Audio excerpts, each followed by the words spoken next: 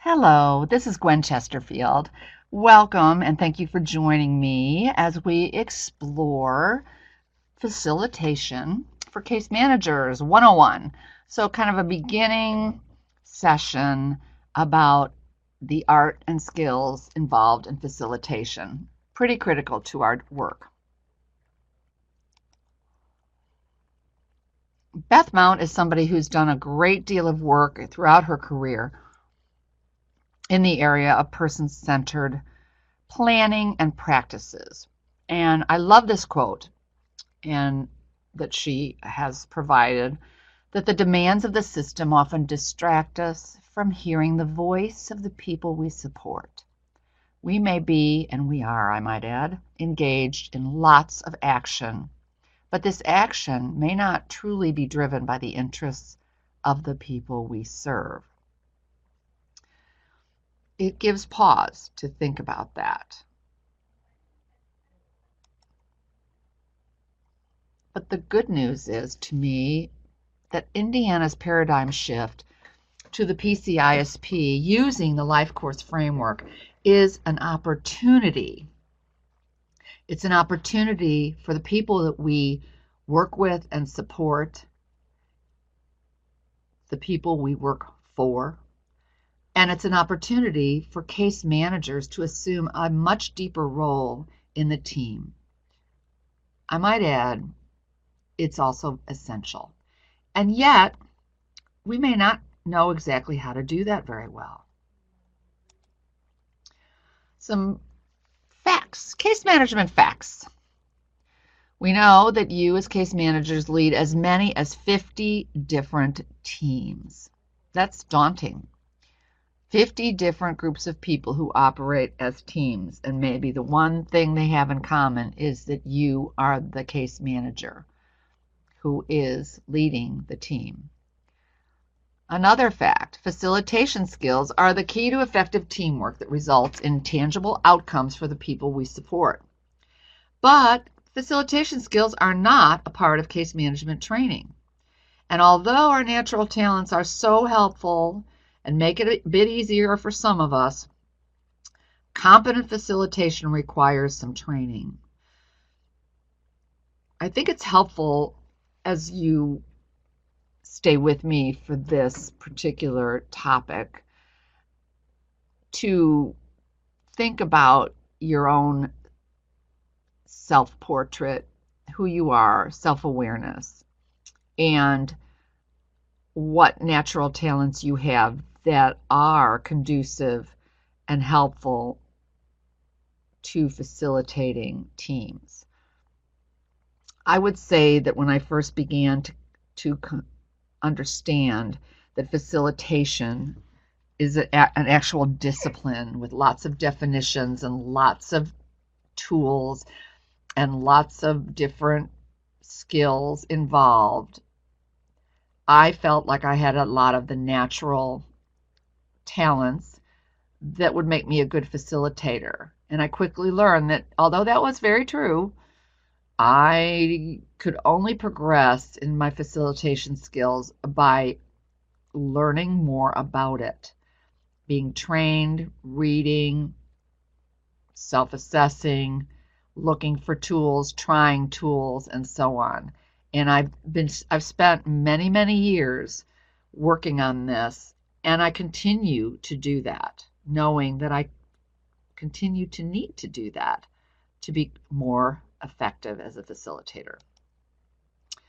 Love this. Simple words, very simple words, but to me, they're invigorating, they're empowering, they remind me that I have power, that I can make a difference, maybe not always in some of the ways I want to make a difference, or I think I can, or I wish I could, but I can make a difference if I, and if you, start where you are. Know where you are. Start where you are. Be honest with yourself. Use what you have. Take an inventory. Seriously. Use what you have. Information you have, contacts you have, networks you have, abilities you have. Use them.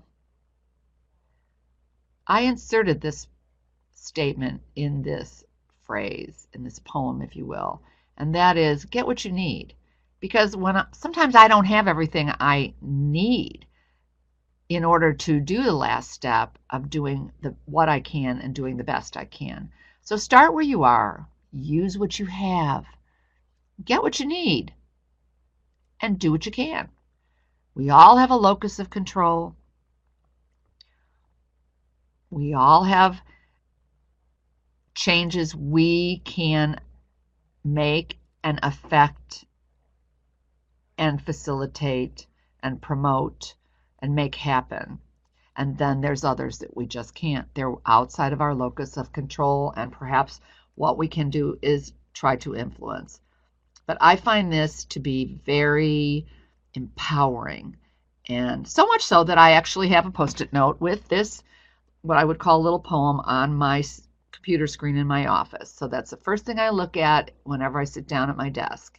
And it just centers me, it grounds me, and it makes me know that I can be effective. So I want to share it with you.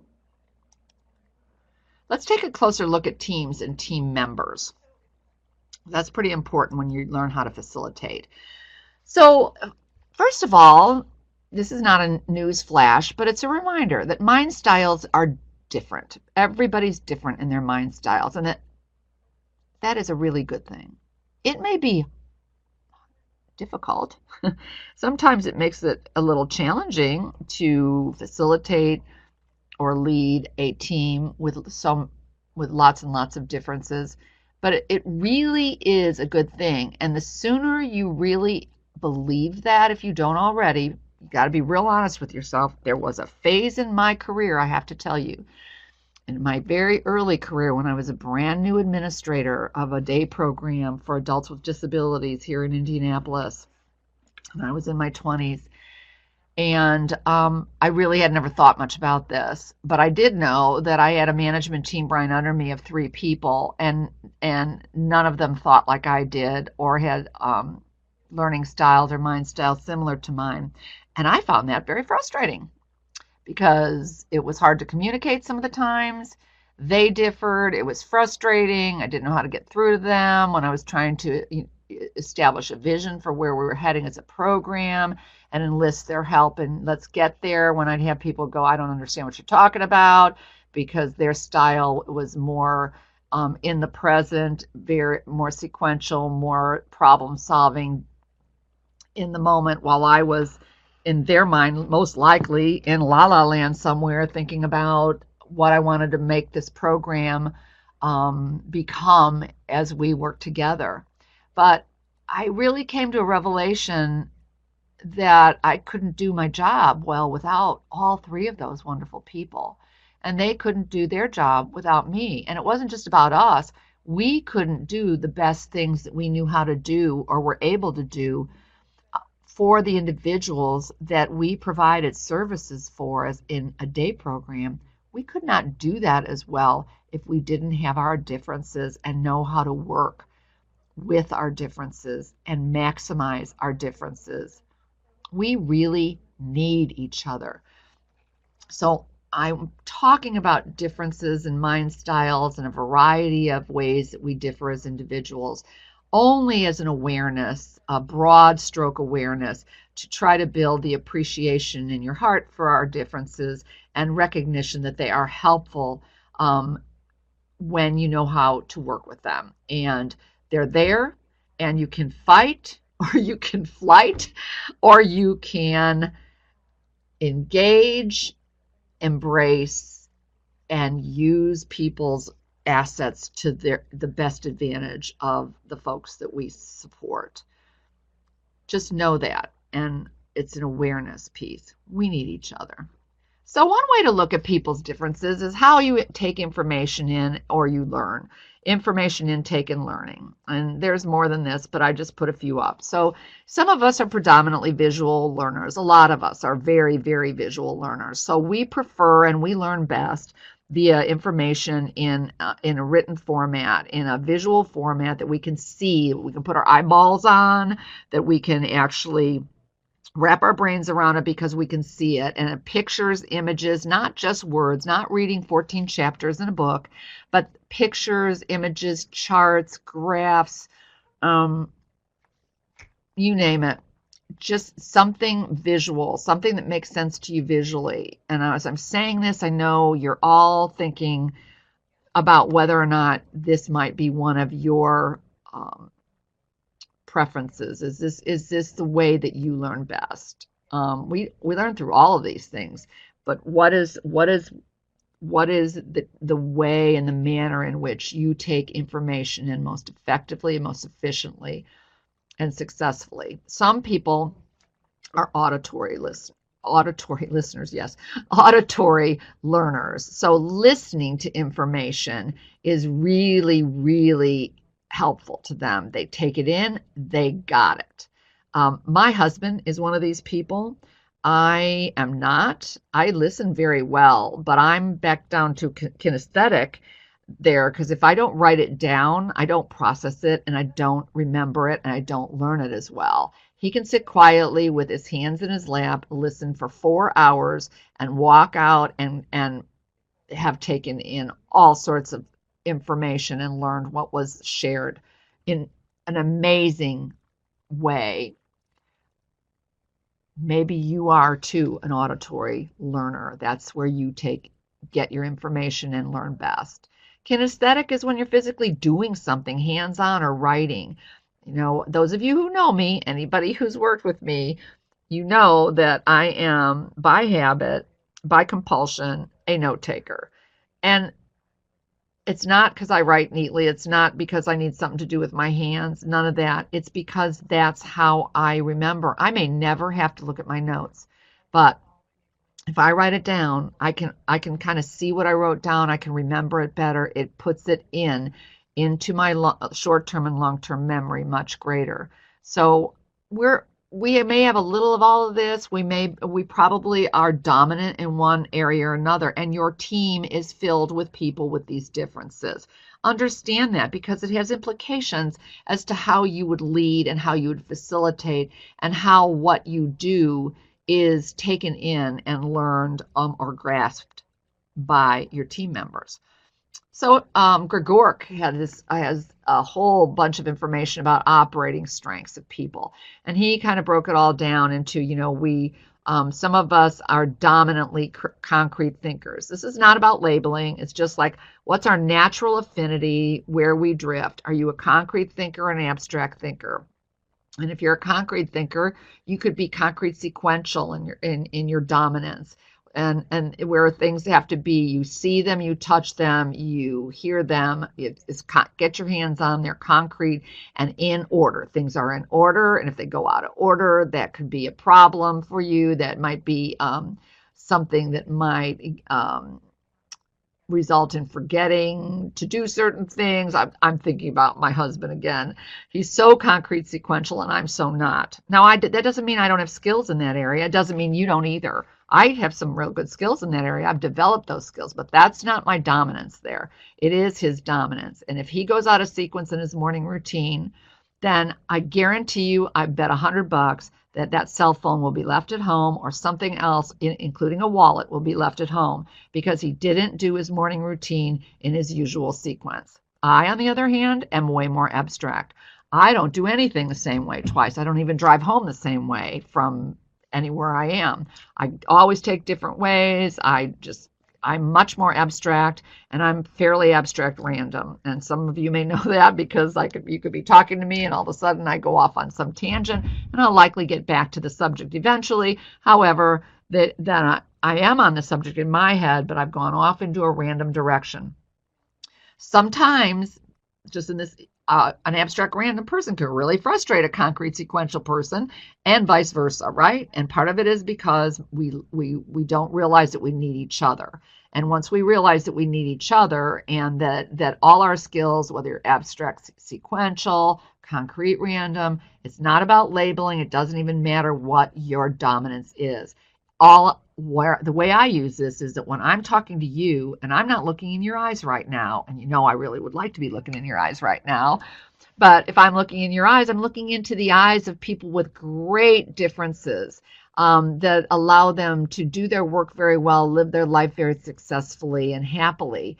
But you're all made up of different ingredients. And when I am presenting, when I am sharing, when I am facilitating and leading, it helps me dramatically to remember that even if my group is only 3 people, or if it's 10 people, my team is 10, my team is 3, they're likely all somewhat different than I am.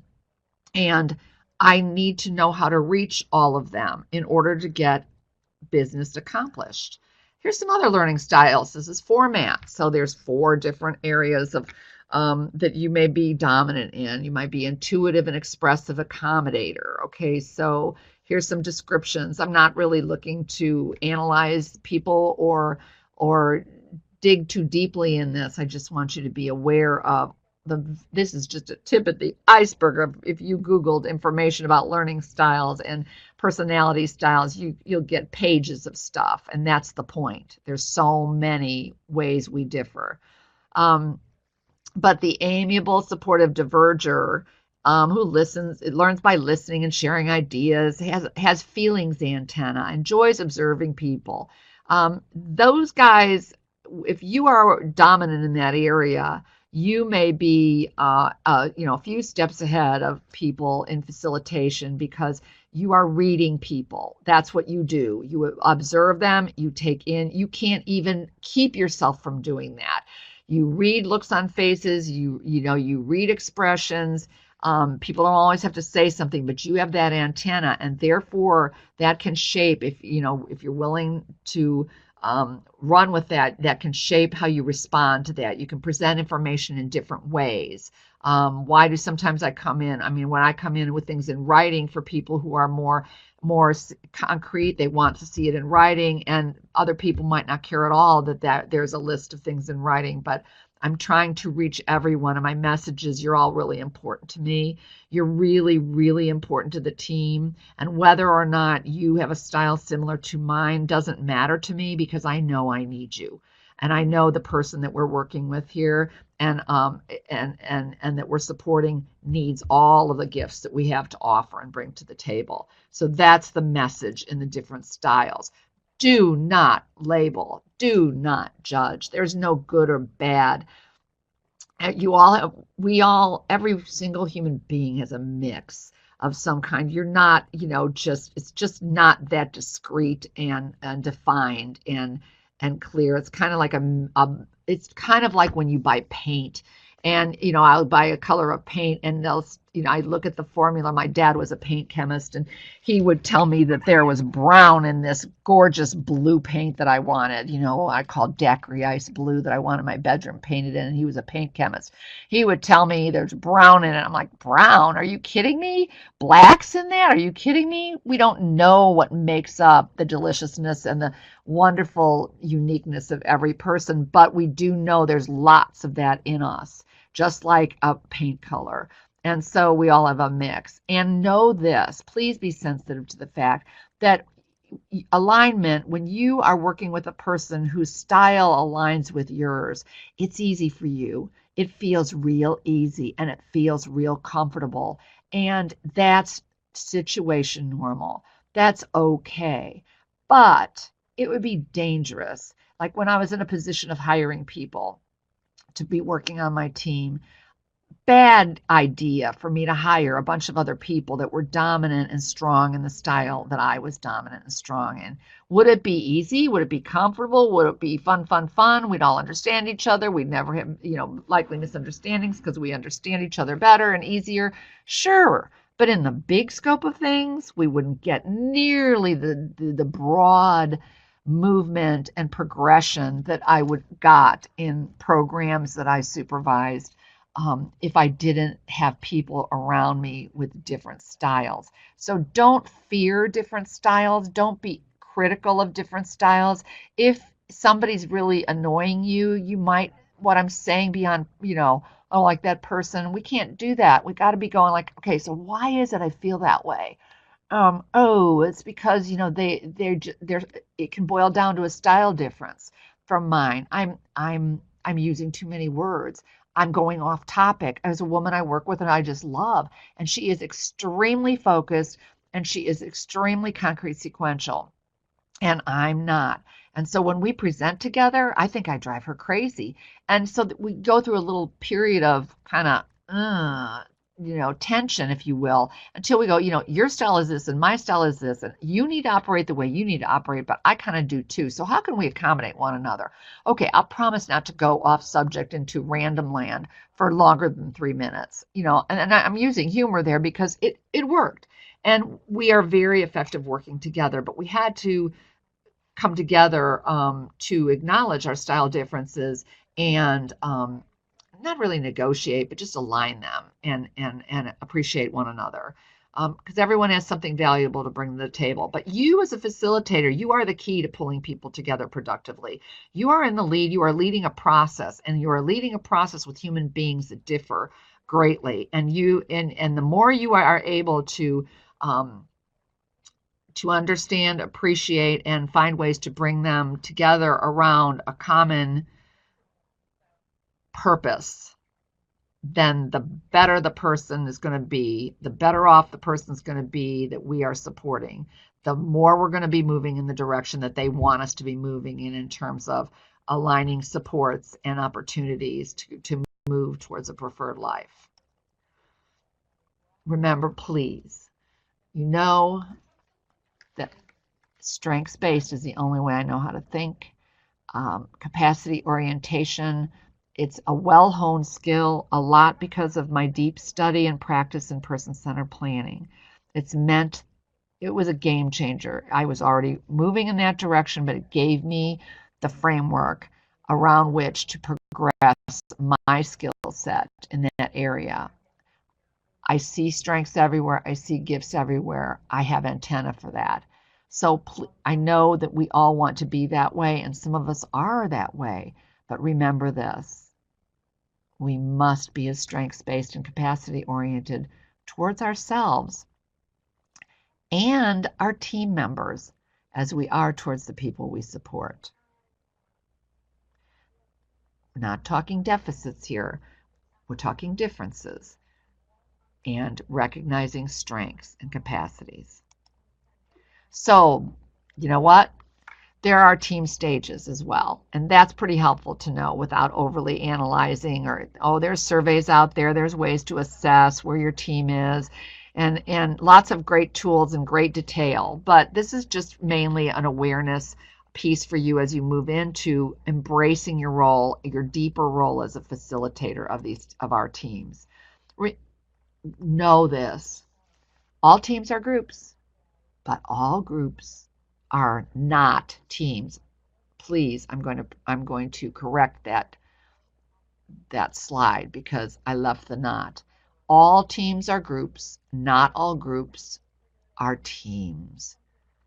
Think about that for a minute. So when I read that first and I really began to think about that years ago, I started to think about all the zillions of groups I'm a part of, zillions of them.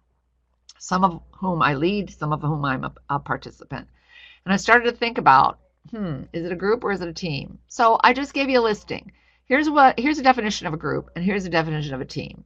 Sometimes we call ourselves a team, but we're really not much of a team. We're really more of a group, and we might be moving towards being a team. When we don't work with each other with great regularity and frequency, and our membership changes dramatically and very frequently, it may be a little bit more daunting and difficult for us to move from the group phase to the team phase. And not all groups have to be teams. If you're just coming together to, share information and coordinate some action, then that's fine. But if you're really, it's more of an I focus. It's more of I have an individual purpose in being with this group, and this is what I want to get out of it. And it's about me. It really is. I'm not really focused on building relationships or group effectiveness. And that's more of a group. But when we move into being a team, it's a we focus. We live or die together. We win or lose. We succeed or we fail. It's we. We are in this together. We have a common goal. And in this case, I would say a common goal is to do everything we can to move a person in the direction they want to move, and help facilitate that, help promote that, and not allow things to happen or to take place that lead towards what the person doesn't want. So that is a common goal. So we want to work towards being a team. We have linked roles. We might share leadership role, but the case manager pretty much has that role to be bringing people together and managing the process. You're not the boss, but you're managing the process, okay? And there's a big difference there. So, and within the team and being a team, then there's different stages of being a team. So let's look at that for a minute. There's forming, storming, norming, and performing. And I just put a couple of descriptors for each phase of the team. You could mentally go through your teams and just pick 5 of them and go through in your head, where do you think that team is in the forming, storming, norming, performing? And I think about that with the guys that I'm guardian for. I think about that I work in school district in teams around young adults. And I work in school teams. Every high school has a team, and I'm a facilitator of that team, and so on. And by these descriptors, you might be able to kind of figure out where you are. And it is generally, a progression. Our desire is to move us from the forming stage to the performing stage. So how many of you work in teams or lead teams that you think are just like well-oiled machines? Bam, we get together, we're productive, everybody's really committed, we get the job done, we feel good about it, and we move on. And there's just not a lot of drama, there's not a lot of need for deep formality, and it just rolls, and it's very good. A lot of them? And if you do, that is awesome, because nothing feels better than a performing team. But generally, to get to that performing team, you've gone through a transitional stage of norming, where I'm going to go back to forming. You first come together, and we're a team, and we kind of honeymoon a little bit, and and maybe there's a big dependence on the leader, but you're not maybe going to be real forthcoming yet because you're not really sure how this is going to roll. We're just getting together and we're forming our team.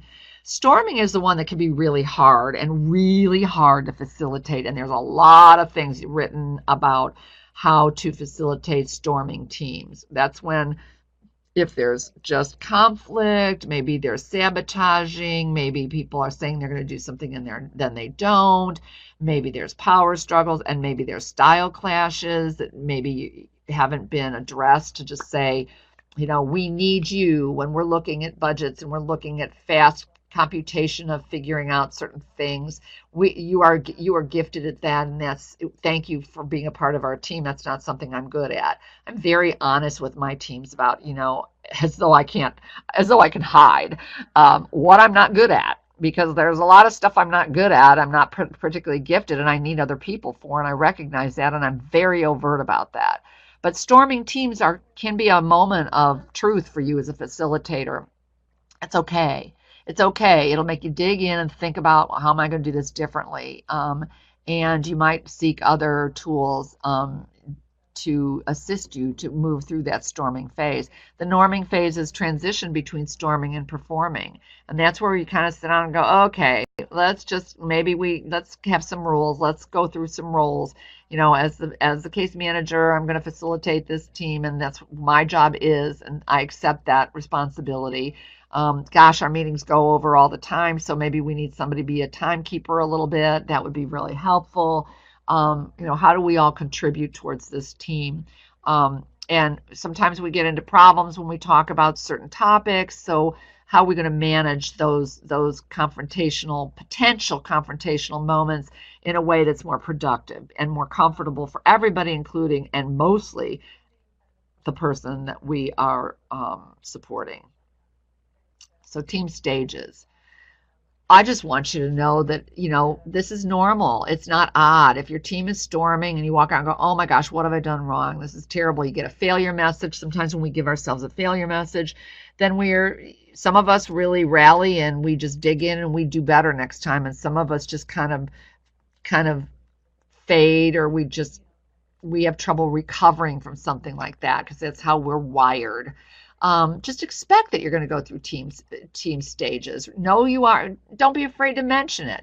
Don't be afraid to bring attention to it. Take a bit of a lead on it. I think we're in a storming phase, and that's not a bad thing because that means we're moving ahead or progressing on towards performing. But let's be careful here. Let's make sure we get to that point of performing. Get better at recognizing some of those stages. Maybe we're not even close to being a team yet. We're more of a group.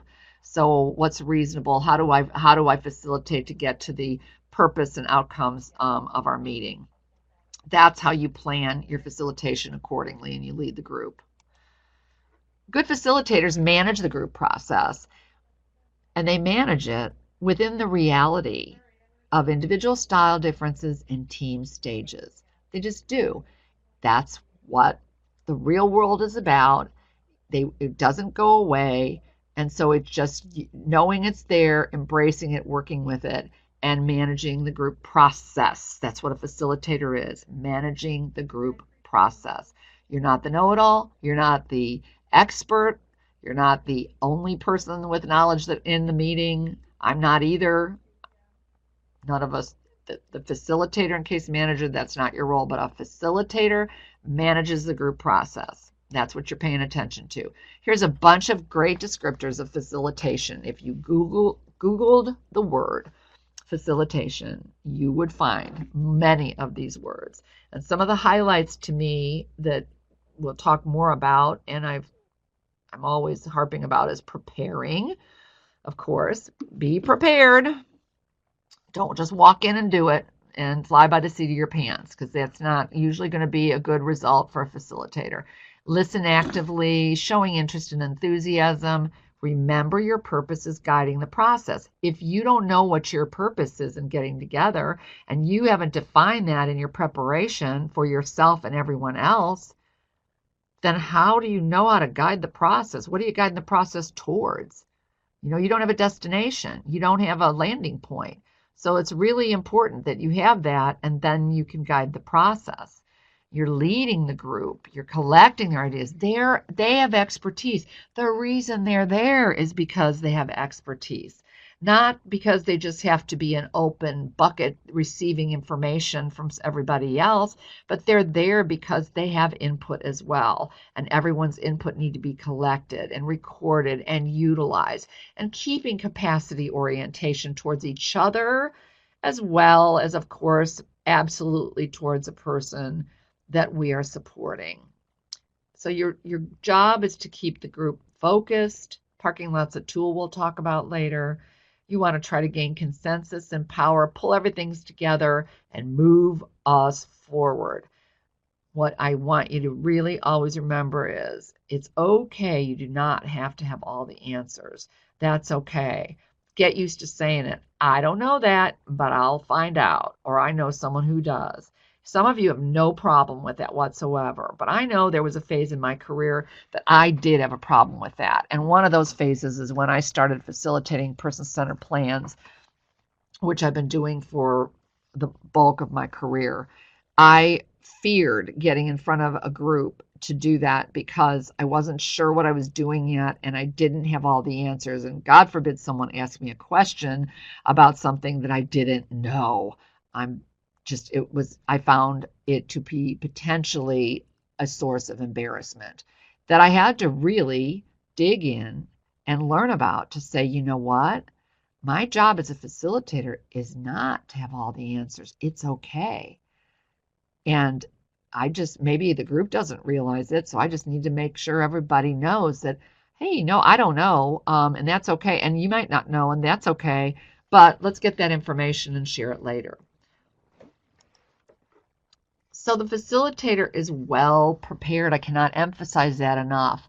Sometimes, we walk into meetings and we just blow in and it's like, okay. And honestly, In the past, we've had a 90-day checklist that we could just, okay, that's our agenda, that we're just going to do that. That's basically what we do. And I can tell you that most meetings I would start, I often would sit in on or be a part of, started with very concrete things like med changes, doctor appointments, dates and results, dental appointment dates and results, and so on.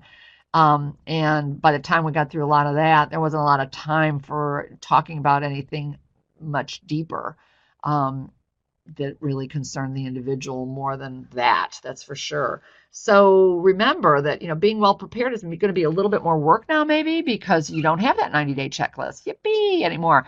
And so I know you're not upset about that, right? And so, but you need to really think about, why are we meeting? What's the purpose? What's our outcome? And what's our agenda? You're gonna guide that. Once you have a plan, you're gonna guide it. You're gonna be a good listener. You're gonna ensure that the location's a good one. That for comfort, again, ask the person. I like to create. I like to record in front of you on flip charts. I also know that not many of you love doing that. It's still good practice. It's best practice, actually. It's absolutely best practice. But if you choose not to do that, then you're going to record the information in some way, but you're going to also want to review it with people so that they know what you deemed important to write down. Encouraging lively discussion and conversation. Sometimes it can feel like herding cats. That's okay, as long as you keep it focused and you don't have to be super duper tight and just stop people in mid-sentence because they're off topic. I don't mean that, but to me, I feel great about my facilitation when people are having a lively discussion and they're focused, and if they get off focus, then it's my job to bring them gently back on focus and on track. But I don't want to kill the energy, because that's where good ideas come from. That's where engagement comes from. That's where commitment comes from. You can see it when that happens in a group. I want to keep the discussion positive, and that's important. When you let the discussion get negative about the person, then you have breached some trust there. You need to keep the discussion positive and problem-solving in approach. For the two men that I am guardian for, we've all learned, and they're very different guys, but what we've learned over time is that, then this is a duh statement, but I have to say it anyway because I still see this done with great habit and regularity. If we start to analyze an incident report or a behavior incident, or share what happened, share what was done, share what we did about it, share the plan of what we're going to do in the future, and my guys are sitting there in their own meetings, I can guarantee you we are going to have another incident, because they may not be talking to us about their feelings and their thoughts, but they are embarrassed or hurt or sorry, or this is upsetting to talk about. Of course it would be. Let's consider the fact, if I made a major, huge blunder,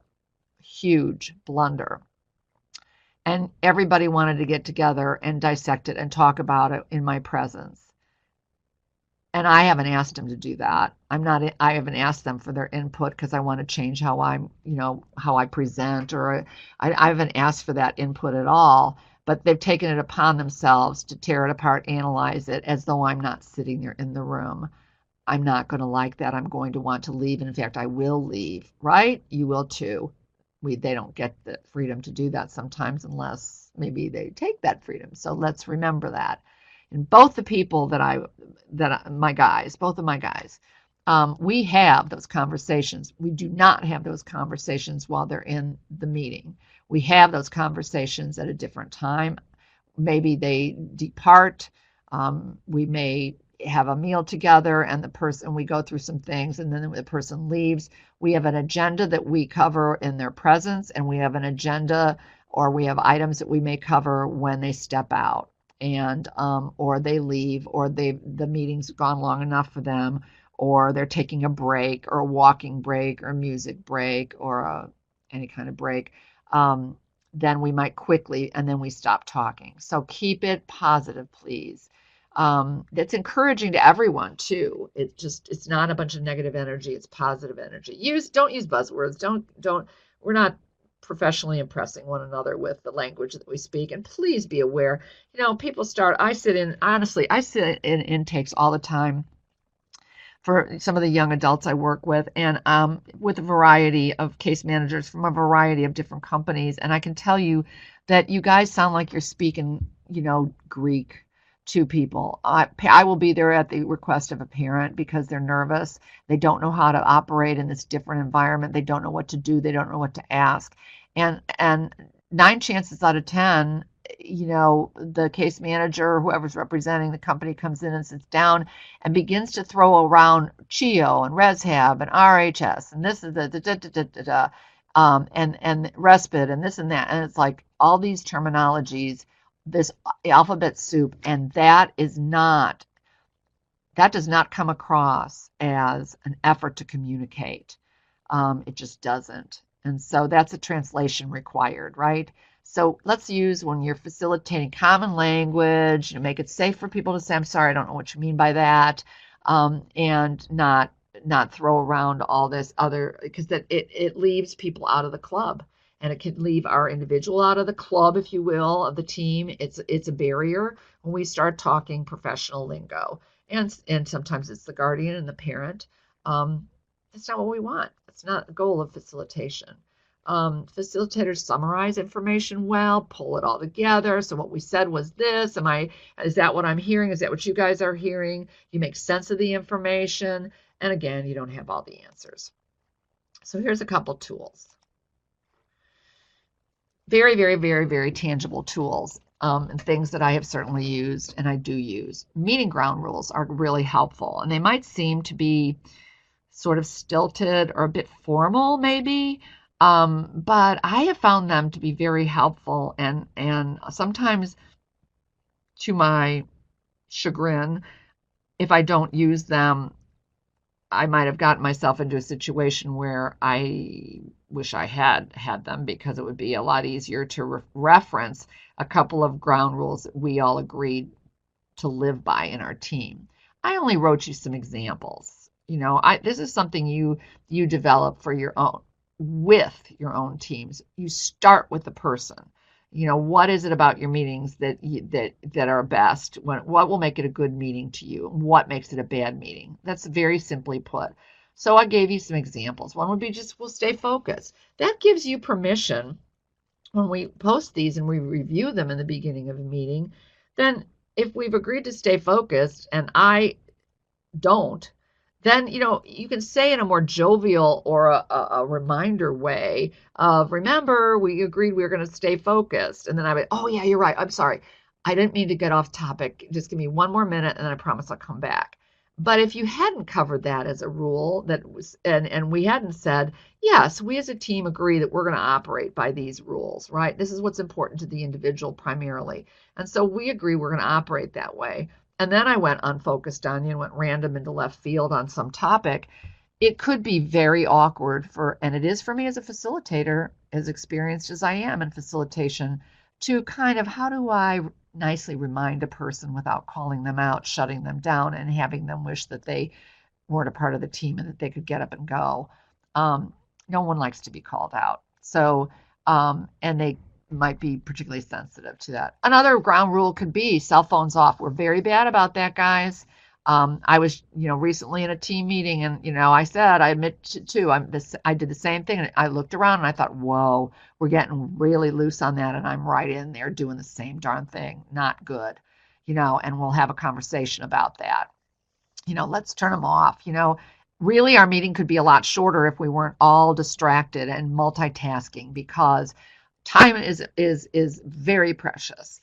And don't think multitasking allows full attention. It doesn't. I used to sort of think that, and I really can see, and I've arrived to the point of complete commitment to the thought that people are not fully attending, they're not hearing everything said, and they're not engaging if they're looking at cell phones, and unless there's an emergency or something. You'll decide what's in your ground rules. I'm just giving you some samples and telling you why they're in a lot of mine. A lot of times I find it important and really helpful to have a ground rule that the person will have the first opportunity to respond to questions and the family members next, so the people don't jump all over them, especially if they have some communication challenges. I had a guy that used a communication device, and while he was typing out what he wanted to say and getting ready to push the voice button for voice output, people were all talking over him and not waiting respectfully for him to respond. And that became a habit until we stopped it and said, ooh, you know what?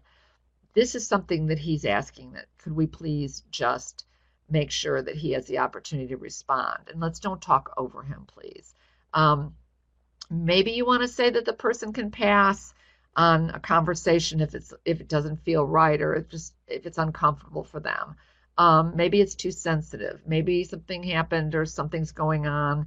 Maybe there were times in one family I'm thinking about, a guy, a great family, great guy, just going through a difficult time. Dad and son were having a hard time together. And, that was not something that anybody wanted to or was ready to discuss in a team. And and I was facilitating, and I didn't even ask it or go there.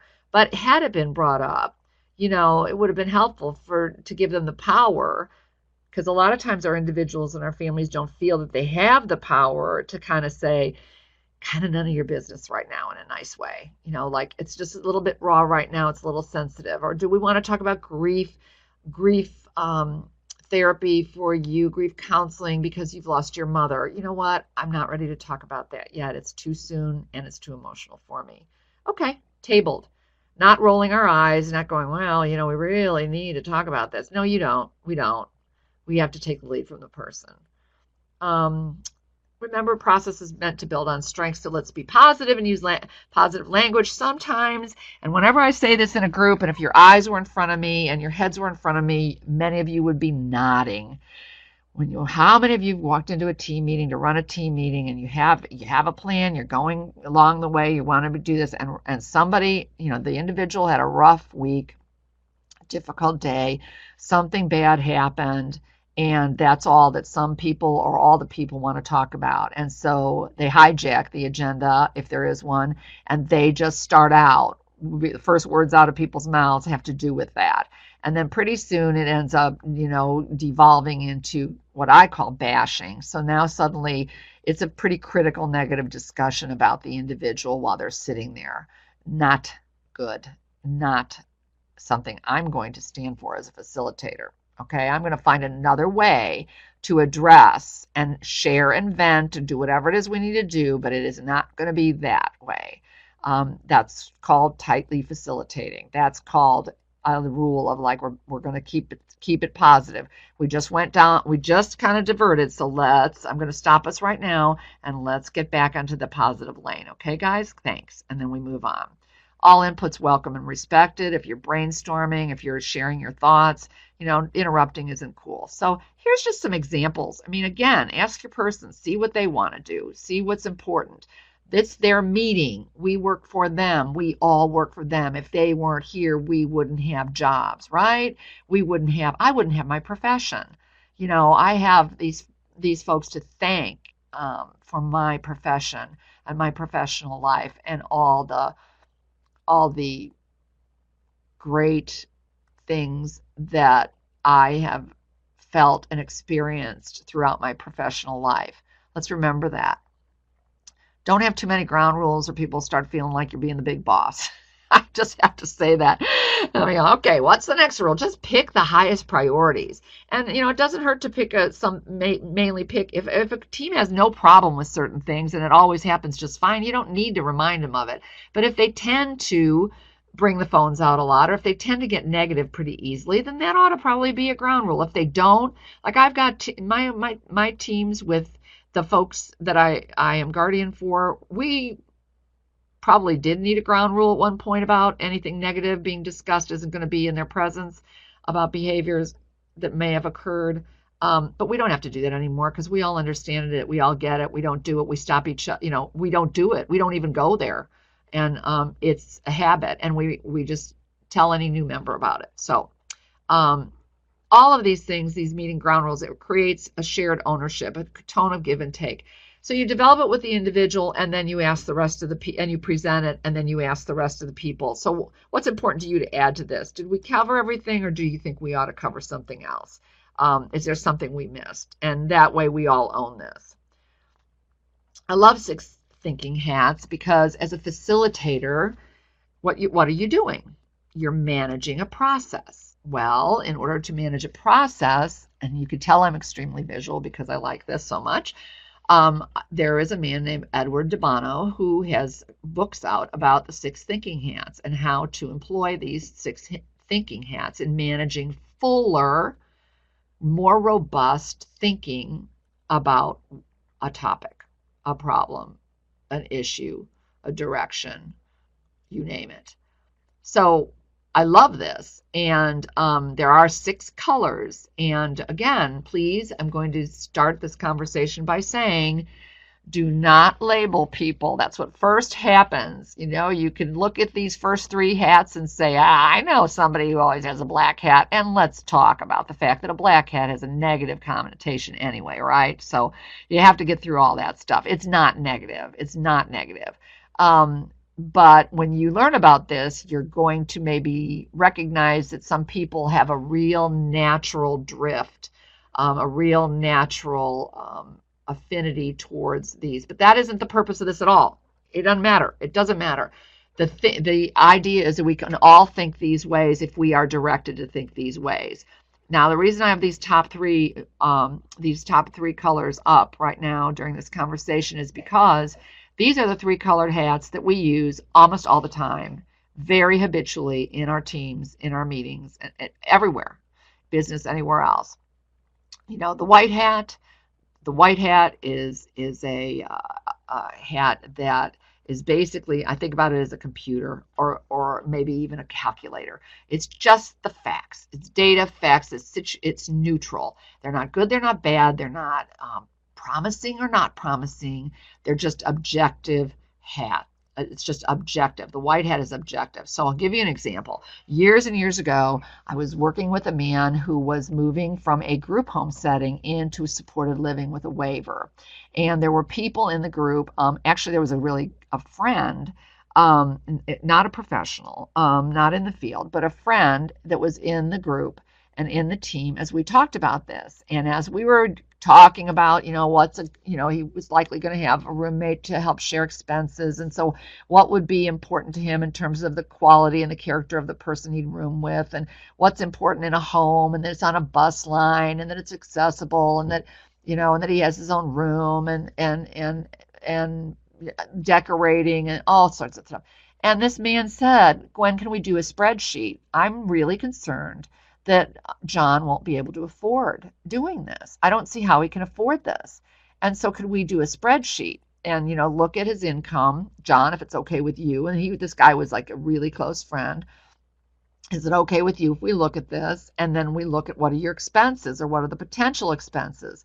Well, so I had to admit my lack of expertise at laying out a spreadsheet just at the drop of a hat, and I had to ask for direction, be honest, and go, okay, I'm kind of hitting the wall here, so help me lay it out. Just help me lay it out, and let's lay it out and talk about it. And that was wearing a white hat. That was saying, let's look at he has SSI, he has some other income from other places. This is his income. These are the costs that you guys are looking at, and then we could look at and go, yes, he can afford that. And so that is just facts. Just the data, just the facts, ma'am. And intuition and feelings, we always in meetings, something comes up and it's like, oh, I don't like that idea. I just don't like it. I don't know why, I just don't like it. Or I love that idea. Haven't thought much about it, haven't torn it apart, haven't figured it out, but I just really like the thought of that.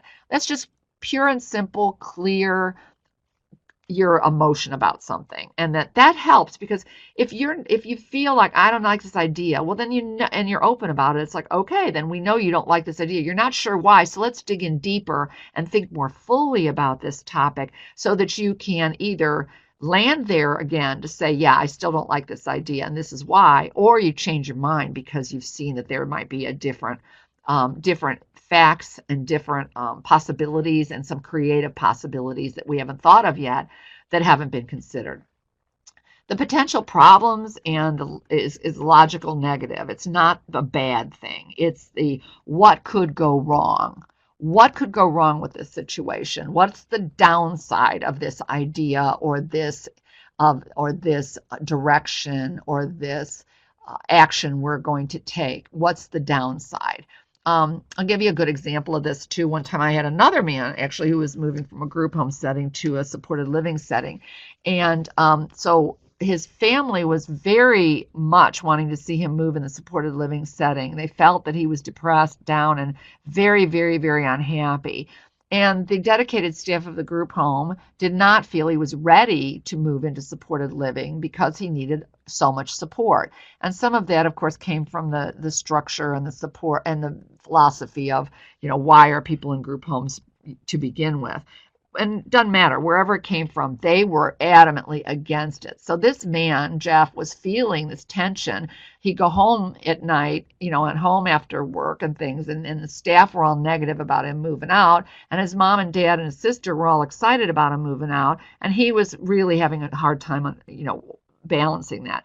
So the natural instinct could have been, we're not going to invite those people to our meeting because they're not supportive of what's going to happen. It's going to happen. The parents said that, parents are guardians and the guy wants to move and, too. So it's like, it's going to happen. So let's don't mess with them.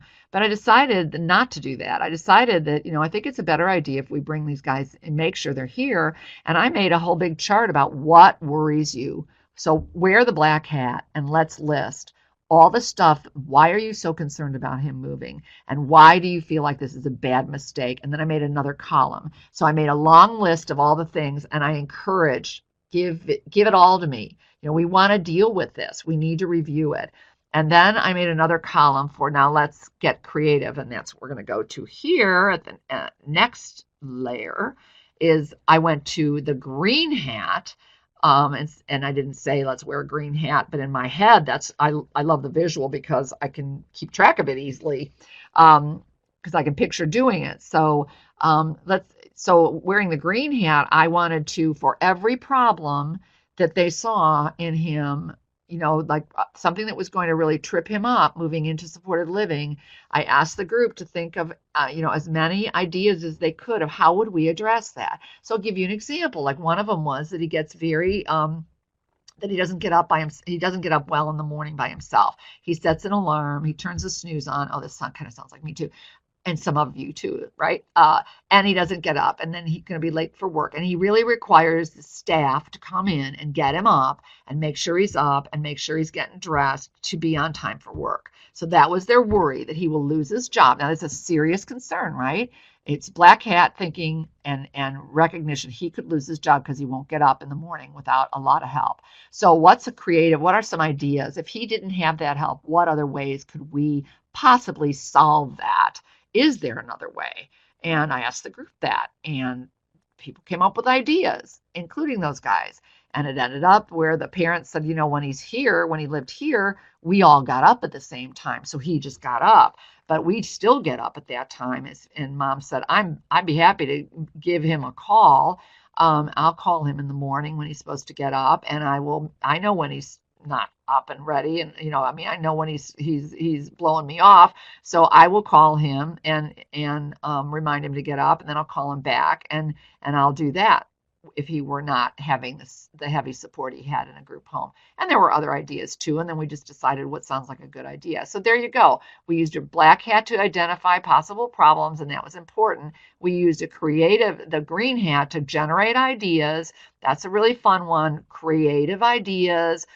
Out of the box thinking, wacky as you want to come up with, it doesn't matter, but do it and do it efficiently and quickly, and lead that process. And then look at the ideas and say, what's good about that idea of mom calling in the morning and what might be a problem. So you might evaluate by black hat thinking and yellow hat thinking. So what's the upside? How might this work?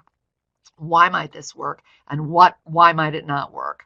And the last one that which is down on the bottom here is managing the thinking. And think of that. The blue hat is a facilitator hat. Pretend like you're wearing a blue hat whenever you're walking in a meeting. You're there to manage the thinking. You're not there to tell people what to think. You're there to think fully about things, especially if you hit a rut or a wall or a barrier or a challenge. Then you really need to use the hats that are least naturally used, and that is the green hat and the yellow hat. The PCISP process really does require us to think more fully, and we're not always used to doing that. We jump right to a paid service. You like music? I got a great idea. Music therapy. You want a job? I got a great idea. We're just going to apply for VR. Great. That is not green hat thinking. That is pretty almost white hat thinking. Just facts, ma'am. There's a service. Let's plug it in. Let's do it. If we want to think about other ways that you can express your musical talents and interests, how about putting the green hat on and spending 5 minutes brainstorming ideas about what in our community would provide him with access to music, the music that he loves. And then you think more about and what might work rather than sometimes we tried that, it didn't work. And that's black hat thinking. But what might work about that? What might make it work in the future? Can we tweak that idea to make it work? So that's 6 thinking hats, and that's a really, really easy peasy, simple, but very nice visual for you to put in your head when you're facilitating a team. So I talked about, and I put the green hat here. Green hat to me is brainstorming. So here's some brainstorming rules. Don't be afraid of being directive and saying, okay, we're going to brainstorm. We're going to do 5 minutes of brainstorming or 10 minutes of brainstorming. And here's the rules. I want as many ideas as possible. I want the wackiest ideas, no judgment, no development. Just throw your idea out there and let's jot them down. Be spontaneous. Let's just collect as many as we possibly can. And we'll discuss them after we're done with that. Okay. So obviously recording in full view helps because you know what you've already talked about. And you can hitchhike. You can look at something that somebody said and take the next step with that and think, well, I know we talked about this, but then that made me think of this. So why don't let's add that.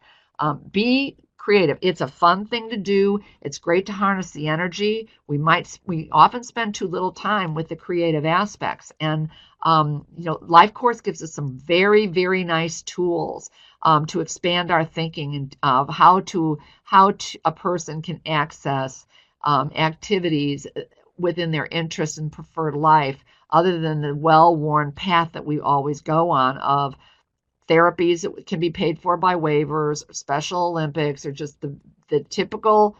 I think of it as the well-worn path. What about something different? What about something really different and cool? And you may have people on your team who will really come alive and when you do this, and your individual can really come alive when you do this. Conflicts will happen. Don't think they won't. They will. In the best of teams, we all have different turfs. We work for different people. We may even have different agendas and different levels of understanding as well can come into play. They'll happen. They're going to require negotiation, and you're the person that needs to build those skills to do that. Don't fear them and don't back away from them. Just acknowledge and move towards some resolution step by step. And let's just elephant in the room. Here's some potential sticking points. Hey, there's going to be budget decisions we're not used to, right? They're going to unbucket days and B-Man and residential as of January. I, for one, as a guardian, I could not be more thrilled that they're unbucketing those services. And I'll tell you why, because one of my people, we've had too many behavior consultants and we've never gotten what we needed from our behavior consultants. So we decided to not use the service. How frustrating I have felt that there is a bucket of money that has gone unused for many years in his budget that I was not allowed, or his case manager was not allowed to put anywhere else when he really needed it in other areas. Badly, like mainly community, doing things in the community. I'm thrilled to death that it's unbucketing, but it may present a little bit of a turf issue depending upon your team members. And so if let's say you're in a team and you're looking at a high amount of behavior B-Man dollars, and we all know that's one of the most expensive service we have, but maybe the person isn't seeing directly, like, how's this helping me? In my particular case, I as a guardian felt like I get big long reports. I get all sorts of risk plans. I get all sorts of paper, but you're never alone with him. You never come in and sit down with him. You never work with him. You never take him out and try some things that you're telling everyone else to try. And I don't see how it changes his life and quality of life and his daily life. So that was my position as a guardian. But I digress slightly to explain that from the standpoint of that could be turf protection. In that case, it won't be because nobody's in the role right now. But what if somebody was and they had a lot of hours and all of a sudden we're suggesting that maybe we'd like to use a few of those hours for something different? Well, you'd hope everybody would be on the same page of what's best for the person, but it might be hard for people. It might be really hard, and it might be something that we have to help negotiate. And so don't be surprised by it. It probably has already come up as you've had team meetings and you approach January, and more people as they're trained, as the providers are trained on the PCISP, it's going to probably come up more. My best advice is you have to just keep the focus on what does this mean? Whatever we're talking about, whatever switching around or whatever, what does it mean for the person and their life? What does it look like? And go from there. It's hard, it's a process, and it is a process.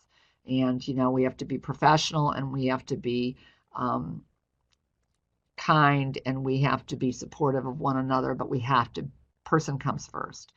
The content of the PCISP may be really hard because a lot of places have, and a lot of ISPs currently read completely like an IPP of goals, skill goals, and objectives. And so this is a humongous paradigm shift from attaining skills to moving towards a person's preferred life. It's going to take us a little bit of time to really get that and be able to fully express that in our PCISPs. And luckily our state is saying, we get that, we understand it's a process, so perfection isn't what we expect. It's a process.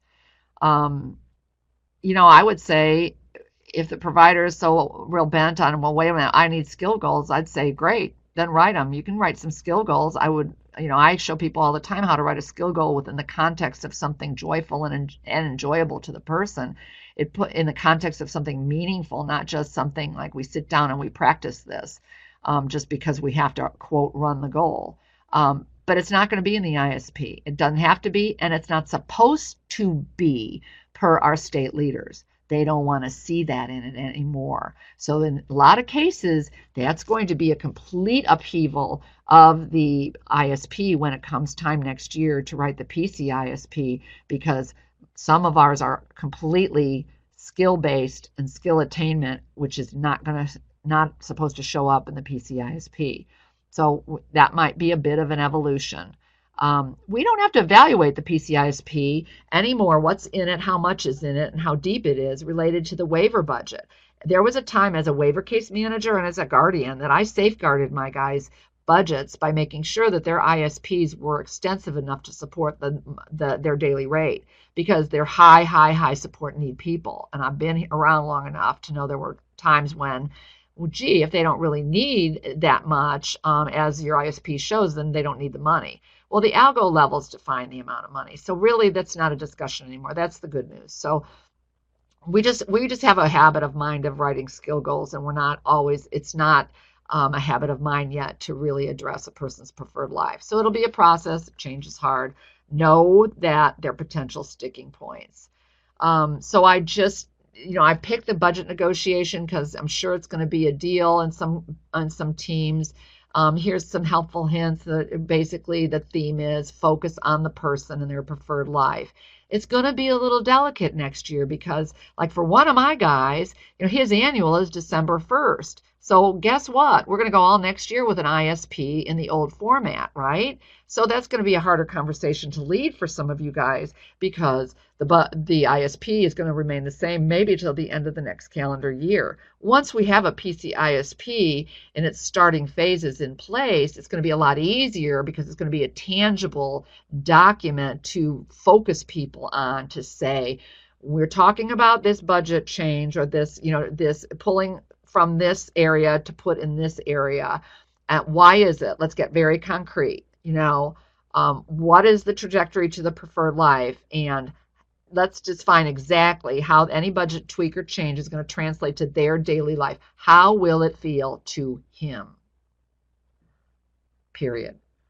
So that's what's very important. I gave you a B-Man example. I've had CHIO examples as well, as far as if that's what it takes for one of my guys to get out in the community, you better believe I'm going to want to safeguard that that's in a budget, because I know he needs to get out in the community, and that's a tool that would help me. And in the past, when he lived in another town, I actually hired a different company than his residential company to provide CHIO, because I didn't see any evidence of CHIO being utilized in the way that we had planned for it to be utilized, where he could do things that he loved to do and get out with frequency. He wasn't getting out much. And so I switched, and it all changed, and it all improved dramatically. So, and that's back to his daily life. How will it feel to him? To him. Represent the person, you work for them. That's what the whole deal is, right? Love the trajectory. Our job is to support the trajectory toward a positive life outcome, positive life outcomes of all kinds. Answering the question, what do I want? It's going to be really great as a tool to use that visually, very visually and concretely when we're discussing anything, whether it's our plan, whether it's us, unbucketing issue, whether it's what we put in there as a strategy or a vision or an outcome. I really especially love the what I don't want. I found as a guardian that when I had to write down what I don't want for the guys that I love and care so much about, it flowed real fast and easy, and it evoked strong emotion in me, and it was. I think it'll be powerful for people to say that to people, because it holds us all more accountable when we may not be really. We're not intending. We're not doing things on purpose that are leading a person to what he doesn't want, and yet that's the direction we're going in.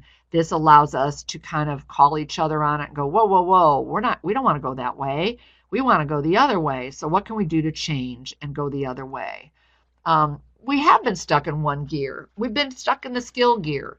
For a hot minute in the early 2000s, we were doing pretty well with outcomes and preferences of people, and making sure that they were very personalized, the plans were personalized, and people were doing what was important to do. And that just shifted for so many reasons. That's no one's fault. It just happened with